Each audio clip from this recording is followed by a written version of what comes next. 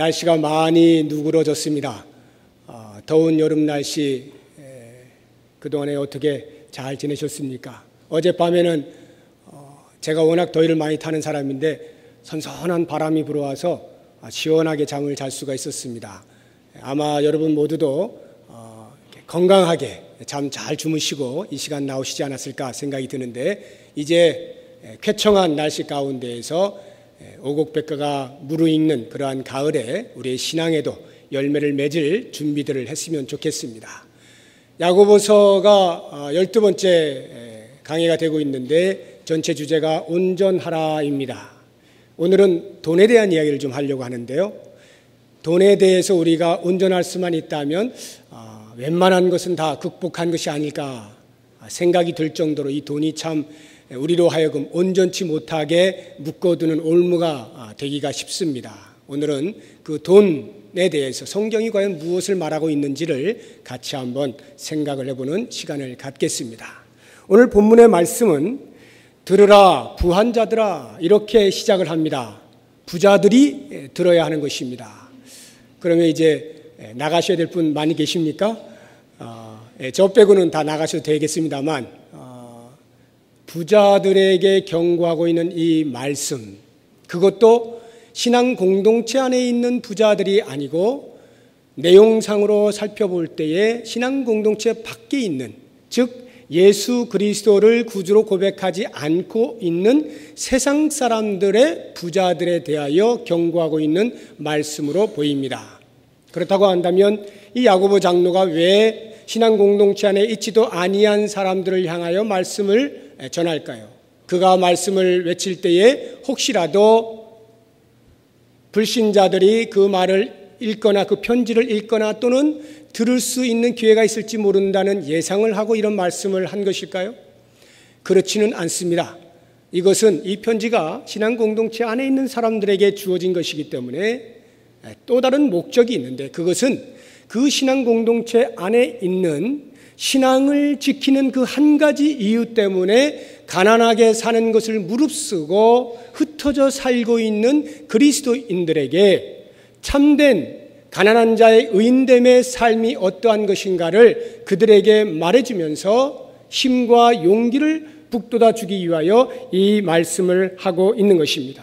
뿐만 아니라 아무리 신앙이 좋은 사람이라 할지라도 가끔씩은 예수를 믿지 않는 사람인데 굉장히 돈이 많아요. 그 사람들 보면 부러울 때가 아주 가끔씩 있잖아요. 비록 그것 때문에 우리의 신앙이 흔들리지는 않는다 할지라도 계속되어지고 있는 나의 가난으로 인하여서 내 신앙이 왜 이럴까? 내 신앙생활이 왜 이래야만 할까라고 하는 의구심이 들거나, 아니면 마음으로부터 좀 어떤 조급한 마음이 들고 움츠러들고 이러지 않았으면 좋겠다라고 하는 신앙생활에 활력이 좀 빠지는 그러한 경우들이 있을 것입니다. 바로 그러한 사람들을 향하여서 그리스도를 알지 못하는 우리의 눈에 보기에 때로는 부러워 보이는 그 부자들의 말로가 어떠할 것임을 말해 줌으로써 가난한 의인의 삶에 용기를 던져주는 그러한 목적을 가지고 이 말씀을 쓴 것입니다. 요즘 우리나라의 서민 경제가 IMF 때보다 훨씬 더 어려워졌다라고 말하는 것은 모두가 동일하게 말하고 있는 것입니다. 하루하루 먹고 사는 것이 여간 어려운 것이 아닙니다. 아마도 잘은 모르겠습니다만 짐작컨대 대부분의 가정들이 양의 차이는 있을는지 몰라도 어느 정도의 빚을 안고 살고 있지 않을까 하는 짐작을 해봅니다. 이러한 때에 신앙을 지켜야 한다는 한 가지 이유 때문에 세상과 타협하지 않음으로 말미암아 수입이 줄어든다거나 아니면 가정 경제가 더 어려워진 분들 혹시 계십니까? 그런 분들 계시다라고 한다면 오늘 말씀을 통하여서 야고보 장로가 그들에게 주는 그 말씀이 곧 오늘 나에게 주시는 말씀이라 생각하시고 이 말씀을 통하여 위로를 받으시고 큰 힘이 되실 수 있기를 바랍니다. 그런데 이제 제가 이 말씀을 통해서 정말로 하고 싶은 말은 그리스도인의 물질관이 무엇이냐라고 하는 것이고, 과연 우리는 그리스도인으로서 어떠한 물질관을 가지고 살아야 하느냐라고 하는 것을 여러분과 함께 말씀을 나누고 싶은 것입니다. 이것은 부자에게만 해당되는 것이 아니라 이 자리에 앉아 계신 한 분 한 분, 부와 가난을 떠나서 그리스도인이라면 누구나 마음속에 새겨두어야 할 성경이 말하는 물질관입니다. 그래서 이 성경에서 이야기하고 있는 물질관을 잘 정립하셔서 이 땅을 살아가실 때에 우리에게 있는 재물의 많고 적음에 관계없이 하나님의 뜻을 잘 이루어 드릴 수 있는 복된 삶을 사실 수 있기를 바랍니다. 자, 그러면 그리스도인으로서 가져야 할 물질관, 즉 재물에 대하여 어떻게 해야 할 것이냐라고 하는 것을 세 가지로 말씀을 드릴 텐데, 그 첫 번째가 재물이라고 하는 것은 쌓아두는 데에 목적이 있지 아니하고 쓰는 데에 목적이 있다라고 하는 사실을 알아야 합니다. 3절 하반절을 보시면 너희가 말세에 재물을 쌓았도다 이렇게 나오죠. 얼마나 많이 쌓아두었던지 2절 이하를 보시면 너희 재물은 썩었고 너희 옷은 좀 먹었으며 너희 금과 은은 녹이 슬었다라고 말씀을 하고 있습니다. 여기 재물이 썩었다라고 할 때 재물은 그 당시 재물은 보통 곡식을 말해요. 그러니까 곡식 더미들을 잔뜩 창고에 쌓아두어서 통풍도 안 되고 그 안에서 막 썩어 들어가는 그러한 모습을 묘사하고 있는 것입니다. 옷이 좀 먹었다는 것은 옷장 안에 옷을 얼마나 빽빽하게 걸어 놓았는지 통풍이 안 돼서 거기에 좀이 막 쓰는 것입니다. 금과 은이 녹슬었다는 말은 물론 금과 은이 진짜로 녹은 않습니다. 그냥 부식만 되지만 여기 금과 은이 녹슬었다라고 하는 말은 우리의 가지고 있는 재물을 마냥 쌓아두어서 녹이 슬 정도가 되었다라고 하는 것인데, 이러한 표현들은 전부 그만큼 쓰지 않고 쌓아만 두고 있는 것에 대한 은유적인 표현들입니다. 그렇다고 하면 여기에서 쌓아둔다, 이 쌓는다라고 하는 말의 의미가 무엇인지를 우리가 알아야 하는데, 쌓는다는 것은 보편적으로 우리가 생각해 볼 때는 저축을 하는 것이죠. 그런데 저축하는 것은 나쁜 것이 아니잖아요. 국가에서도 장려할 뿐만 아니라 우리 개인으로 볼 때, 우리 가정으로 볼 때에 돈을 잘 아무데나 헛되이 쓰지 아니하고 잘 저축을 해두어서 필요한 곳에 쓰고 하는 것이 얼마나 유익한 것입니까? 그러니까 이 쌓아둔다는 말은 단순히 돈을 모은다, 저축한다 라고 하는 그것에 대하여서 지금 책망을 하고 있는 것이 아닌 것을 알 수가 있습니다. 그렇다고 하면 이 쌓아둔다라고 하는 말은 돈을 이 땅에서 최고로 알고 사는 삶을 말하는 것입니다. 그래서 재물을 모으는 것에 모든 힘을 집중하고 재물 자체를 목적 삼아서 사는 삶, 그것이 바로 쌓아두는 삶입니다. 한마디로 말하면 만몬 신을 섬기는 삶입니다. 그래서 이런 사람은 이 땅에 있는 그 무엇보다 돈을 가장 사랑하죠. 우리들이 하나님을 가장 사랑한다라고 고백하는 것처럼 이런 사람들은 돈을 가장 사랑한다라고 말을 하는 것입니다. 그래서 이런 사람들에게 있어서는 사나 죽으나 그리스도가 아니라 돈이죠. 돈이 있는 곳에 나도 있고 돈이 가는 곳에 나도 가죠. 돈과 함께라면 어디든 가는 거죠. 이게 이런 사람들의 특징입니다. 그런데 이런 사람들을 가리켜 성경은 두 가지 중요한 사실을 놓치고 있다라고 지적하고 있는 것입니다. 그 첫 번째가 말세가 있다라고 하는 사실을 놓쳤다는 것이죠. 이 땅은 영원하지 않잖아요. 우리 인간은 이 땅에서 영원히 살지 않죠. 너희가 말세의 재물을 쌓았다라고 할 때 이 말세라고 하는 말은 이 땅은 반드시 끝이 나고 그 다음 세상이 온다라고 하는 것을 함의하고 있는 것입니다. 왜 이 땅이 영원하지 않습니까? 그것은 이 땅이 죄로 인하여 오염되었기 때문에 그렇습니다. 그러므로 예수 그리스도로 말미암아 새로운 삶을 살게 된 거듭난 우리들이 이 죄로 오염되어져 있는 세상에서 계속적으로 영원토록 산다는 것은 부적합한 이야기입니다.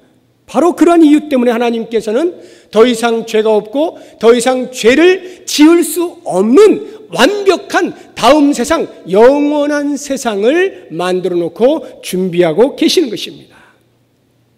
그런데 바로 그 부자들은 이 사실을 알지 못하고 이 세상에만 시선을 고정한 채에 다음 세상에 올 영원한 시간에 대한 준비를 하지 못하고 있었던 것이죠.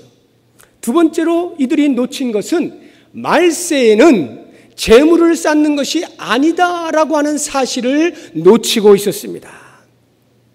이 말세라고 하는 말은 단순히 다음 세상이 반드시 온다라고 하는 말만 함의하고 있는 것이 아니라 이제는 그 다음 세상에서 우리가 어떠한 삶을 살게 될 것이냐라고 하는 것을 결정하기 위하여 이 땅의 것으로 심판을 하는 때가 있음을 또한 함의하고 있는 말입니다. 그런데 그 심판의 때에는 이 땅에서 그렇게 좋게 여겼던 그 쌓아둔 재물, 그것이 오히려 나에게 증거가 되어서 나 자신을 삼키게 될 것이라고 3절이 말씀하고 있는 것입니다. 너희 금과 은은 녹이 슬었으니 이 녹이 너희에게 증거가 되며 불같이 너희 살을 먹으리라. 이 땅에 사는 동안에는 혹 우리가 쌓아둔 재물만큼이나 사람들에게 인정을 받고 부러움의 대상이 되고 큰 소리치고 보란듯이 살 수 있을런지 모르겠습니다. 이 땅에서 쌓아둔 재물이 그 사람의 능력과 지위를 과시하는 것으로 사용될 수 있을런지 모르겠습니다. 하지만 심판의 때가 되면 바로 그 재물이 우리에게 그 사람을 고발하는 증거물로 채택될 것이다 라고 하는 것을 우리는 잊어서는 안 되는 것입니다. 5절에는 더 심한 표현이 나와요. 5절 하반절을 보시면 살육의 날에 너희 마음을 살찌게 하였도다. 살육의 날에 너희 마음을 살찌게 했다. 이 말이 무슨 말이냐면, 여러분, 어떤 주인이 돼지를 키울 때는 도살을 하기 위해서 키우는 것 아니겠습니까? 잡아먹으려고 하는 거죠. 그러니까 잡아먹으려면 통통하게 살이 쪄야 되잖아요. 많이 먹이는 것입니다. 그런데 이 돼지는 자기가 잡아먹힐 것을 알지 못해요. 그래서 눈앞에 보여지는 그 펼쳐진 먹거리들에 그냥 흥분하고 흐뭇해하면서 계속 먹습니다. 그리고 너무나 먹어서 배가 부르니까 배를 퉁퉁 두드리면서 그냥 그 자리에서 뒹굴뒹굴 구르고 있는 것이에요. 이 돼지는 살이 찐 만큼이나 빨리 도살을 당할 것이 틀림이 없습니다. 심판의 때가 마치 이와 같다라고 하는 것입니다. 이 땅에서 재물을 쌓아두는 사람은 마치 도살의 때를 알지 못한 채 눈앞에 보이는 먹는 것에 정신이 팔려있는 돼지와도 같다라고 말씀하고 있는 거예요. 그렇기 때문에 말세에는 재물을 쌓아두어서는 안 되는 것입니다. 사랑하는 성도 여러분, 우리는 이 말씀을 깊이 묵상할 필요가 있습니다. 왜냐하면 세상 사람들은 다음 세상이 있음을 알지 못해요. 그래서 재물을 모으고 그 재물을 모으는 것으로만 낙을 삼고 이 땅의 것으로 집착을 하며 살 수 있습니다. 세상의 부자들은 심판의 때가 있음을 알지 못해요. 그래서 재물을 쌓아두는 재미로 살 수 있습니다. 물론 그것이 심판의 때에 변명이 되지는 않습니다만 아무튼 그들은 모르고 한 짓이에요.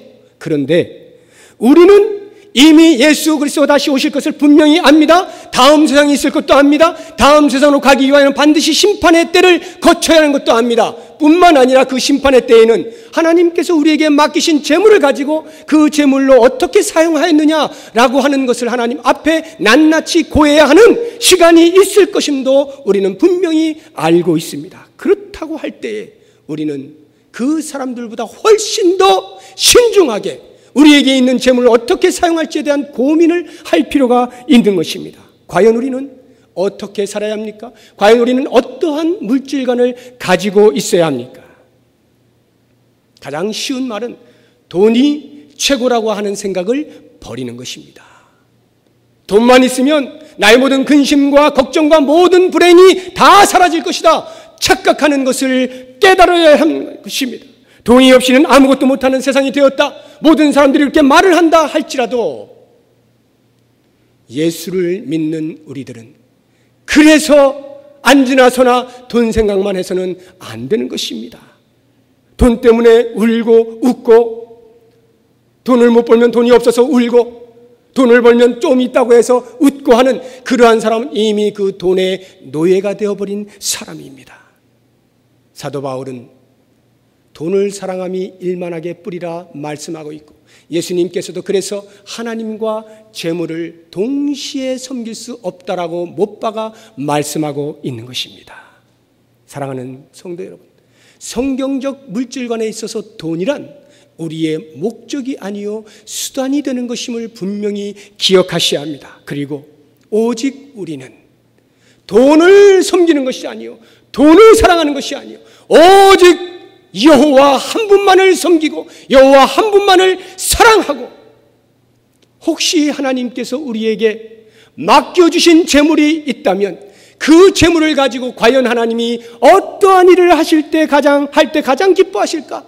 하나님의 뜻이 무엇일까를 살펴서 그 돈을 하나님이 기뻐하시는 곳에 잘 사용하는 것, 이것이 성경이 우리에게 가르쳐주고 있는 그리스도인의 물질관인 것입니다. 모쪼록 이러한 물질관을 가슴에 잘 새기시고 어떠한 경우에든지 여러분들의 수중에 돈이 있든지 없든지 상관하지 아니하고 오직 온 우주 만물을 창조하시고 우리들을 끝까지 보살피시는 여호와 하나님만을 섬기고 사랑하며 살겠노라 고백하시면서 그 하나님을 위하여 우리에게 주어져 있는 단 얼마라 할지라도 그분의 기뻐하심을 위하여 기꺼이 사용하고 내어놓고 마지막 날에 아름다운 흑자 보고서를 낼 수 있는 여러분들이 되시기를 바랍니다. 이제 두 번째로, 재물이라고 하는 것은 정직하고 성실하게 벌어야 하는 것을 알아야 합니다. 성경은 가난한 것을 멸시하고 부유한 것만을 장려하거나 아니면 반대로 부유한 것을 멀리하고 가난한 것만을 옹호하지 않습니다. 성경에는 부와 가난에 대한 수없이 많은 구절들이 있습니다만 그 모든 구절들을 통시적으로 사상을 들춰보게 되면 그것은 부자이냐 가난하냐 재물이 있느냐 없느냐라고 하는 그 자체를 가지고 교훈하고 있는 것이 아니라 재물에 대한 우리의 태도들에 대하여 대부분 교훈하고 있다고 하는 사실을 알게 됩니다. 오늘 본문의 말씀도 부자들에 대하여 일방적으로 질책을 하고 있는 것이 아닙니다. 돈이 많은 것에 대하여 무조건 질책을 하고 있는 것이 아니란 말입니다. 그러면 무엇으로 질책하는 것입니까? 돈을 모으되 부정한 방법으로 모으는 것에 대하여 질책을 하고 있는 것입니다. 이것을 부정축제라 이렇게 말하죠. 오늘날에 부정축제를 하는 경우가 얼마나 많이 있습니까? 그리고 얼마나 다양한 방법들이 동원이 되고 있는지 모릅니다. 그 당시에는 그 정도로 발달이 안 돼서 그런지 모르겠지만 야고보 장로는 한 두 가지 정도를 우리에게 이야기하고 있는데 그 첫 번째가 임금을 착취하는 것으로서 이 부정축제를 하는 경우를 말해주고 있습니다. 4절을 보십시오. 보라, 너희 밭에서 추수한 품꾼에게 주지 아니한 삭시 소리 지르며 그 추수한 자의 우는 소리가 만군의 주의 귀에 들렸느니라. 당시에는 대부분이 일당직입니다. 하루 일하고 하루 벌어먹고 사는 그런 일당직입니다. 그러니까 하루 일이 끝나게 되면 그날 일한 품삯을 주어야 하는 것이 주인이 할 일이죠. 그런데 이 부자들은 그것을 하지 않은 거예요. 그 품삯을 주지 않고 착취를 한 것입니다. 다음 날 또 일을 해야만 하는 일꾼의 입장에서는 그 돈을 받지 못했다고 해서 오늘날처럼 악덕 기업 좀 물러가라 외칠 수가 없어요. 어디 가서 나 돈 못 받았습니다 하소연할 길도 없습니다. 하나님께서는 신앙 공동체 안에 그런 일이 있어서는 안 되겠다라고 하는 생각으로 율법에 그것에 대하여 분명히 명시를 해놓았는데 신명기 24장 14절 이하를 보시면 곤궁하고 비난한 품꾼은 너희 형제든지 내 땅 성문 안에 우거하는 객이든지 그를 학대하지 말며 그 품삯을 당일에 주고 해진 후까지 미루지 말라. 이는 그가 가난함으로 그 품삯을 간절히 바람이라. 그가 너를 여호와께 호소하지 않게 하라. 그렇지 않으면 그것이 내게 죄가 될 것임이라. 자신의 경제적인 이익을 위하여 다른 사람의 기본적인 필요를 희생시켜서는 안 된다는 말씀이죠. 부자들에게는 하루 품삯이 큰 돈이 아닐 수 있겠습니다만 그 한 사람은 하루 벌어 하루를 사는 사람은 가장 큰 돈일 것입니다. 부자가 그 약간의 이득을 취하고 있을 때에 가난한 자는 모든 것을 잃고 신음을 하게 되는 것입니다. 당시에 그 착취가 얼마나 심했으면 추수한 품꾼에게 주지 아니한 삭시 소리를 지른다, 이렇게 표현을 해놓았겠습니까? 여러분, 돈이 소리 지른다는 거예요. 돈이 어떻게 소리를 지를까요? 의인화이기는 합니다만 여러분 한번 상상을 해보십시오. 자, 가야 할 곳에 가지 아니한 돈이 소리를 질러요. 당신 나를 소유할 권리가 없는 사람이요, 나는 열심히 일을 해서 땀을 흘린 저 사람에게 가야 하는 것이 마땅한 것이요, 왜 당신은 나를 소유하려고 하시오? 이렇게 소리를 지르겠죠. 좀 더 노골적으로 표현하자고 한다면, 야, 이 도둑놈아, 이렇게 표현하지 않겠어요? 소리를 버럭 지르지 않겠어요? 네가 뭔데 나를 소유하려고 하느냐? 나는 저 사람의 것이다, 이렇게 말한다는 것이죠. 이러한 부정축제가 오늘날에도 없지 않잖아요. 다른 사람의 임금을 착취해서 내 배를 두드리는 사람이 간혹 있습니다. 적어도 예수를 믿는 고용주는 이러한 일은 행해서는 안 될 것입니다. 예수를 믿는 사람은 자기가 고용하고 있는 피고용인들에게 정당한 대가를 반드시 지불해 주어야 할 것이고, 그들의 일한 것에 대한 존중을 해 주어야 할 것이고, 보호를 해 주어야 하는 것을 잊지 마시기 바랍니다. 두 번째로 부정축제의 방법으로 사용되었던 것은 그 당시에 권력의 악용입니다. 6절을 보십시오. 너희는 의인을 정죄하고 죽였으나 그는 너희에게 대항하지 아니하였느니라.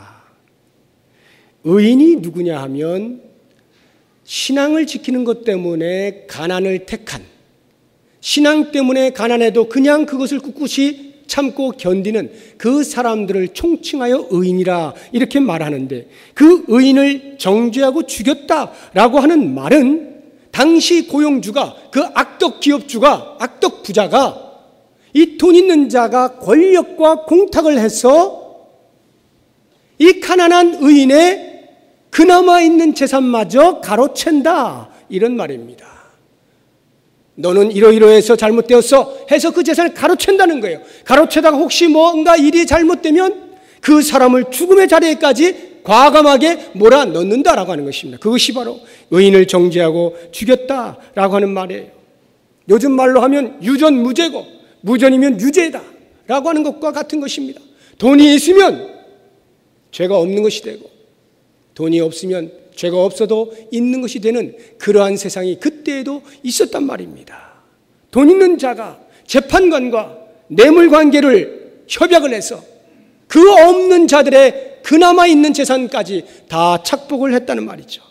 레위기 19장 15절에 보시면, 너희는 재판할 때에 불의를 행하지 말며 가난한 자의 편을 들지 말며 세력 있는 자라고 두둔하지 말고 공의로 사람을 재판하라 말씀하고 있습니다. 여기를 보시면 가난한 자의 편에 서지 말래요. 그렇다고 해서 세력 있는 자를 두둔하지도 말라는 것입니다. 무슨 말이냐면, 가난하니까 아이고 안 됐다 감정적으로 동정심에 의해서 재판을 굽게 하지 말라는 것입니다. 반면에 세력이 있는 자라 해서, 강한 자라 해서 두렵고 떨려서 나중에 혹시 어떤 후환이 있을까, 그래서 재판을 굽게 하지 말라는 것입니다. 재판은 언제나 정당하게 하라는 거예요. 그런데 그 당시에 그 부자들은 재판관들을 뇌물로 매수해서 그렇게 못된 짓들을 하고 있었던 것입니다. 이렇게 정당하지 못한 방법으로 재물을 모으는 사람들을 향하여 야고보 장로는 분명히 말하는데, 마지막 날 고생할 일이 있게 될 것이다. 1절을 보십시오. 들으라 부한자들아, 너희에게 임할 고생으로 말미암아 울고 통곡하라. 그들에게 임할 고생이라는 것이 뭐예요? 영원히 꺼지지 아니하는 그 지옥불에서 영원히 죽지 아니한 채 그 고통을 당해야 하는 고생을 말하는 것입니다. 그래서 울고 통곡하라 라고 하는 말은, 그런 일이 너희들에게 일어날 것이니 정신 바짝 차리고 회개를 하시오, 회개를 촉구하는 말이 아니라, 그때에는 더 이상 기회가 없고 더 이상 회개할 시간도 없고 그저 매일매일 그 뜨거운 불 위에 서서 울고 불고 통곡하는 날이 반드시 그 악한 부자들에게 있을 것이다. 강조하여 말씀하고 있는 것입니다. 그렇다고 한다면 과연 우리는 이 말씀들을 통하여 무엇을 배워야 합니까? 어떠한 물질관을 가져야 합니까? 하나님을 사랑하면서 살고 있습니다. 그렇다고 하면 그 하나님의 성품을 따라서 돈에 대한 태도를 가져야 하는 것입니다. 하나님의 성품을 따라 돈에 대한 태도를 갖는다라고 하는 말이 갖는 의미가 무엇입니까? 세 가지가 있는데, 첫째는 직업을 잘 선택해야 한다는 말입니다. 무엇을 하면서 벌 것인가를 반드시 염두에 두어야 한다는 말이에요. 내가 이 일을 할 때 과연 이 일을 통해서 하나님의 영광이 드러날 것이냐, 아니면 하나님의 이름이 부끄러워질 것이냐 생각해야 한다는 것입니다. 하나님의 마음이 과연 흡족할 것인가 생각을 해야 하는 것이, 어떤 일을 하느냐 매우 중요한 것입니다. 그리고 두 번째로, 그렇게 해서 신중하게 직업이 잘 선택되었다고 하면 그 다음에는 하나님께서 기뻐하시는 방법을 따라서 돈을 벌어야 합니다. 이 말을 가리켜 정직이라 말하는 것입니다. 정직하게 돈을 벌어야 하는 거예요. 이 정직한 돈벌이는 세상의 법이 허용하는 정도까지만으로 만족하는 삶이 아니요, 내 마음을 열어 하나님 앞에서 한 점 부끄러움이 없는 돈 버는 것을 가리켜 정직한 돈벌이라 말하는 것입니다. 그리스도인들은 정직하게 돈을 벌어야 해요. 그리고 마지막 세 번째로, 정직하게 버는 것뿐만 아니라 성실하게 벌어야 합니다. 성실하게 벌어야 돼요. 하나님께서는요, 가난한 자들을 결코 외면하시지 않습니다. 그러나 그렇다고 해서 게으른 자를 허용하지 않습니다. 하나님은 게으른 자를 너무너무 싫어하셔요. 너무너무 싫어하십니다. 잠언 19장 15절에 보시면 게으름이 사람으로 깊이 잠들게 하나니 태만한 사람은 줄일 것이니라.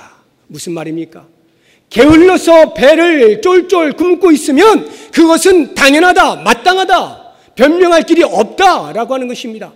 너무 잔인하게 들리는지 몰라도 분명히 할 수 있음에도 불구하고 게을러서 돈을 벌지 않고 있으면, 불성실하면 굶어 싸다, 이런 말이에요. 신약으로 하자면 사도 바울의 말씀이 기억나시죠? 일하기 싫거든 먹지도 말라, 같은 말인 것입니다. 그러므로 우리는 돈을 초월하며 사는 사람들이다, 그리스도인은 돈을 초월하며 산다 라고 하는 것이 게으름을 의미하는 것이 아님을 알아야 합니다. 우리가 돈에 욕심을 부리지 않는다 라고 하는 말이 우리가 하고 있는 일을 대충 한다 라고 하는 말과 같은 것이 아님을 알아야 합니다. 게으름이라고 하는 것은 마치 한 달란트 받은 자가 그 한 달란트 받아서 땅에다 깊이 묻어둔 것과 같아서 마지막 날 하나님 앞에 계산을 할 때에 하나님으로부터 악하고 게으른 종아, 책망을 받게 되어 있는 것입니다. 그러므로 하나님께서 말씀하시는 성경적 물질관을 가진 우리들은 과연 무엇으로 하나님께 영광을 돌려드릴 것이며, 그 직업 속에서 나는 얼마나 정직하게 돈을 벌고 있을 것이며, 뿐만 아니라 얼마만큼 내 목숨을 걸고 최선을 다하여 성실하게 벌 것이냐라고 하는 것을 깊이 명심해야 하고, 그렇게 온전한 직업 속에서 정직하고 성실하게 벌 때 하나님께서 그 물질을 부어주실 것을 믿고 그와 같은 삶을 살아갈 수 있는 우리 모두가 될 수 있기를 바랍니다.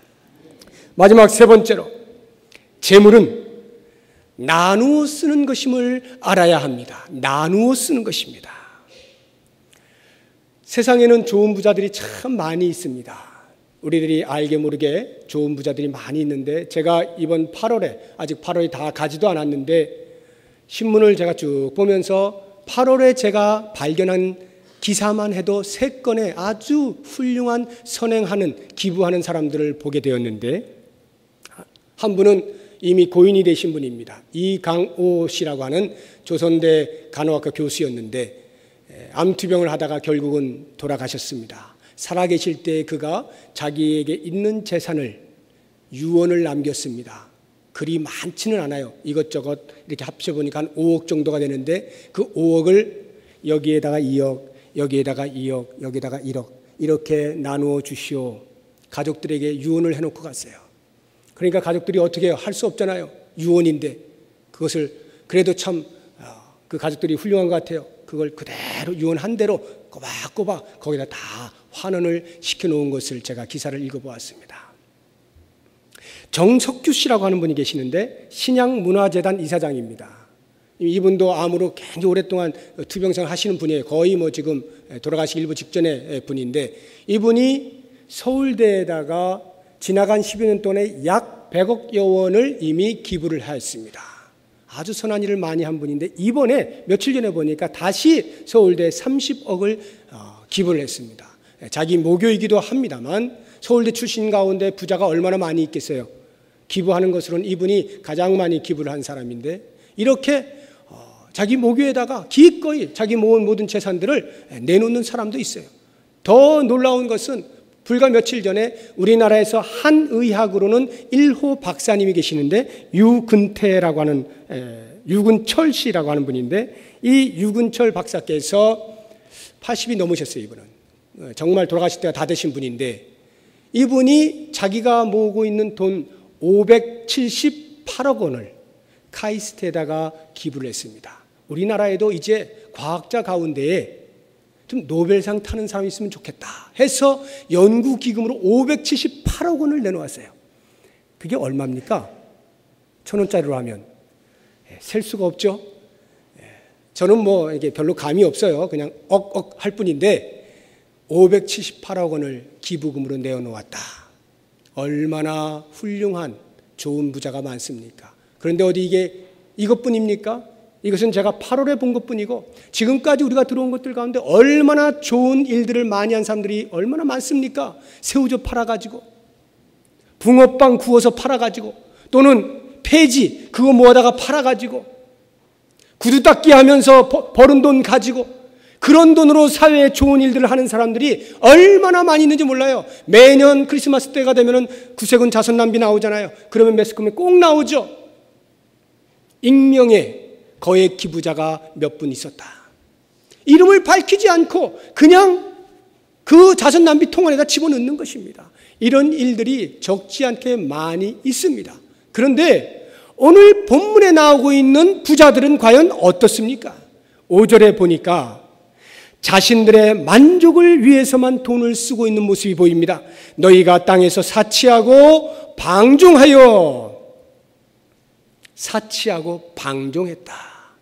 돈이 많아지면요, 가장 먼저 찾아오는 유혹이 있는데 그것이 바로 사치라고 하는 것입니다. 이 사치라고 하는 것은 필요 이상의 돈을 쓰는 것, 또는 자기의 수준 이상으로 생활하는 것, 이것을 사치라고 사전에서는 정의하고 있어요. 그런데 여기에 말씀은 그러한 사전적 정의뿐만 아니라 거기에 더하여서 자기 자신을 위해서만 쓰는 것, 그리고 그렇게 쓰고 있는 것을 너무나 자랑스러워하는 것, 이 모든 것을 다 포함하고 있는 것입니다. 만약 여러분들에게 돈이 많이 있다라고 할 때 그 돈 많은 것 어떻게 자랑할 수 있겠습니까? 어떻게 다른 사람들에게 자랑하고 싶어요? 그것은 다른 사람들이 못하는 것 내가 하면 자랑이 되는 거죠. 남들 걸어 다닐 때 내가 차를 타고 다니면 자랑스러워지는 것이죠. 남들 라면 먹을 때 내가 쌀밥 먹으면 자랑스럽습니다. 남들 사글세 살 때 내가 내 집 마련하면 자랑스러운 것이죠. 여러분, 차 타고 다니는 것이, 쌀밥 먹는 것이, 내 집 마련하는 것이 무엇이 잘못입니까? 제가 그것 나무라고 있는 것 아니라는 것 잘 알고 계실 것입니다. 나에게 재물이 있는데 그 재물을 가지고 자기밖에 모르는 것입니다. 자기만 편하고 자기만 배부르고 자기만 웃을 수 있으면 된다라고 하는 이기적인 생각을 가지고 있는 생활, 다른 사람들에게 나의 있음을 과시하고 있는 그것을 낙으로 삼는 사람, 이것이 바로 사치라는 것이요, 이러한 사치스러운 삶을 사는 것이 악독 부자요 문제라 말씀하고 있는 것입니다. 그리고 두 번째로 돈이 많을 때 찾아오는 유혹이 있는데 그게 바로 성적 타락입니다. 성경은 방종이라 이렇게 번역을 해놓았는데 이 방종의 의미가 성적인 타락을 의미하고 있는 것이에요. 이 성적인 타락은 동서고금을 막론합니다. 타락한 인간 사람은 어디에서나 볼 수 있는 것이 바로 이 성적 타락입니다. 보편적인 현상이에요. 돈, 섹스, 권력, 이 세 가지는 언제나 함께하는 거예요. 돈이 있는 곳에는 반드시 성적인 타락이 있게 되어 있습니다. 그렇다고 한다면 왜 재물을 가진 자들의 왜 부자들에게는 이와 같은 현상들이 일어납니까? 그것은 내가 모은 재물 다 내 것이다 라는 생각 때문에 그렇습니다. 물론 기독교는 사유재산을 인정할 뿐만 아니라 존중합니다. 초대교회 당시에 그 모든 신앙인들이 다 자기의 것을 내어놓았을 때에도 그것은 강제로 집행당한 것이 아닙니다. 스스로가 각자의 필요를 따라서 스스로 내어놓은 것입니다. 궁핍함을 당하고 있는 사람들을 볼 수 없어서 그냥 자연스럽게 내어놓은 것뿐입니다. 사유재산은 기독교 안에 반드시 인정이 됩니다. 그러나 그렇다라고 해서 그 사유재산이 인정된다라고 해서 내 손 안에 든 모든 재물은 다 내 마음대로 쓸 수 있는 것이다, 나의 권리다라고 주장하는 것은 옳지 않다라고 성경은 말하고 있는 것입니다. 다윗 왕은 수없이 많은 전쟁들을 통하여서 피를 흘려가면서 악착같이 그 전유물들을 받아내고 재산을 불려나갔습니다. 그리고 창고에 가득 찼습니다. 그때 다윗이 고백합니다. 주의 전을 지어야겠는데 그 전에 필요한 엄청난 돈이 필요해요. 자기의 모든 창고를 다 털어서 주 앞에 내려놓으면서 이렇게 고백하는 것입니다. 이 모든 것이 주께로부터 왔으니 제가 다시 주께로 돌려드립니다. 여러분, 다윗은 정말 목숨 걸고 싸웠고 피 흘려가면서 싸웠고 그래서 얻은 모든 포획물들입니다. 아무도 그것이 다윗의 것이라 말을 하는데 시비를 걸 수 없습니다. 그럼에도 불구하고 다윗은 어떻게 그 모든 것이 하나님의 것이라고 고백할 수 있고 어떻게 다시 하나님께 돌려드릴 수 있는 그런 마음이 있었습니까? 재물이 내 것이 아니라는 거예요. 내 손에 비록 있다 할지라도 그 재물은 내 것이 아니요 하나님께서 맡겨주신 것이다. 이 사상이 분명히 있었기 때문에 이와 같은 고백을 할 수 있었고 이와 같은 행동을 할 수 있었던 것입니다. 이게 바로 성경적인 물질관이에요. 비록 내가 땅을 일고 내가 수고해 번다 할지라도 하나님의 은혜가 없이는 단 한 푼도 내가 벌 수 없다는 것을 고백하는 것, 이것이 성경적인 물질관입니다. 이와 같은 고백이 있을 때 비로소 내 손에 있는 것으로 다른 사람을 위하여 사용할 이유를 발견하게 되는 것입니다. 나의 재물을 나누며 사는 것이 마땅한 것임을 알게 되는 것입니다. 가난한 이웃이 드디어 눈에 들어오게 되는 것입니다. 얼마나 큰 돈을 가지고 있어서 그 돈을 나누느냐 이의 문제가 아니라 나는 지금 나에게 있는 재물로 나누어 쓸 마음이 되어 있느냐, 나누어 쓰는 것이 마땅함을 알고 있느냐의 문제인 것입니다. 그러므로 사랑하는 성도 여러분, 가난하십니까? 아니면 부유하십니까? 그 어떠한 경우를 막론하고 만약 여러분에게 떡 한 조각이 손에 쥐어져 있다면 그 떡 한 조각을 나누어 줄 수 있는 마음을 가지십시오. 큰 마음입니다. 그것이야말로 하나님께서 우리에게 심겨주신 성경적 물질관인 것입니다. 이제 말씀을 맺습니다. 우리는 이 땅에서 영원히 살 사람들이 아닙니다. 나그네로 사는 사람들이죠. 나그네로 사는 사람은요, 짐이 많으면 많을수록 그것이 불편할 뿐인 것입니다. 무슨 말이냐 하면 우리가 이 땅에서 재물을 많이 모으고자 하면 많이 모으고자 할수록 본향에 대한 소망과 기다림보다는 여기가 좋사오니 천막셋을 짓고 이곳에 머물러 이 땅에 주저앉고 싶어 하는 미련을 갖게 된다는 것입니다. 그렇게 살다 보면 나도 모르는 사이에 점점 하나님을 멀리 하게 돼요. 결국에는 내가 믿음의 자리에서부터 어느덧 떠나 있는 모습을 발견하게 되는 그러한 위험도 초래하게 될 수 있는 것입니다. 그러므로 사랑하는 여러분, 꼭 기억하십시오. 보물은 이 땅에 쌓아두는 것이 아니라 하늘에 쌓아두는 거예요. 이 땅은 녹이 있습니다. 그러나 하늘은 종이 동록이 해하지 못하는 것입니다. 어떻게 하늘에 우리의 보물을 쌓아둡니까? 우리의 있는 재물을 나눌 때 비로소 그것이 하늘에 쌓아지고 있는 것입니다. 사랑하는 여러분, 나를 위해서만 돈을 쓰는 것이 아니라 남을 위해서도 쓰기로 작정하고 계획하고 실천해 나갈 때 그것이 곧 하늘의 보물을 쌓아두는 것이요 우리가 하늘나라에서 누리게 될 영광인 것을 잊지 마시기 바랍니다. 그래서 이렇게 나누는 삶을 살고 있는 사람의 중심을 보시는 하나님께서 이제 나누다 보니까 다 떨어졌어요. 손가락을 빨게 생겼습니다. 하나님께서 어떻게 하실까요? 하나님 말씀대로 다 나눴더니 이제 손가락 빨 때가 됐어요. 그때 하나님께서 가만히 보고 계실 리가 없겠잖아요. 왜냐하면 그 하나님께서는 정말로 하나님의 말씀을 좇아서 바르게 물질을 사용하고 있는 그 한 사람이 너무나 귀하고 존귀해서 모든 사람에게 모범이 될 만한 사람이기에 계속하여 모든 사람에게 경각심을 불러일으키기 위하여 그 사람을 모델로 세워주지 않겠습니까?